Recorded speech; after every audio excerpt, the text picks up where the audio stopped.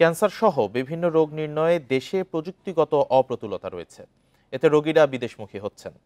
রাজধানীর সোনারগাঁও হোটেলে আয়োজিত আন্তর্জাতিক প্যাথোলজি কনফারেন্সে কথা জানান বক্তারা। বিকাশে কম খরচে ক্যাশ আউটের লিমিট বেড়ে 50,000, প্রিয় এজেন্টও 2টা। এ সময় তারা এ খাতকে দ্রুত আধুনিকায়ন করা প্রয়োজন বলে উল্লেখ করেন। এর আগে সকালে 2 দিনের কনফারেন্স উদ্বোধন করেন বঙ্গবন্ধু শেখ মুজিব মেডিকেল বিশ্ববিদ্যালয়ের উপাচার্য অধ্যাপক ডাক্তার দীন মোহাম্মদ নুরুল হক। বলেন, দেশে সংক্রামক রোগের হার কমছে, তবে অসংক্রামক রোগের হার বাড়ছে। এক্ষেত্রে প্যাথোলজি খাতকে গুরুত্বপূর্ণ ভূমিকা রাখতে হবে। 2 দিনের কনফারেন্সে অংশ নিয়েছে যুক্তরাষ্ট্র, ভারত, কানাডা, সিঙ্গাপুর সহ বিভিন্ন দেশের প্যাথোলজিস্টরা। অনুষ্ঠান রোববার পর্যন্ত চলবে।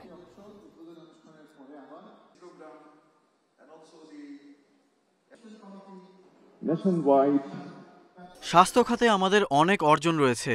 দেশ জুড়ে রোগ প্রতিরোধ সংক্রান্ত নানা কর্মসূচি চালু আছে। তবে রোগ নির্ণয়ে আমাদের অবস্থা নিম্নমুখী। দেশের প্যাথোলজিস্টরা এ খাতে বিশেষ অবদান রাখতে পারেন। বিএসএমএমইউতে খুব শক্তিশালী প্যাথোলজি বিভাগ আছে। এখানে নানা সুবিধা পাওয়া যায়।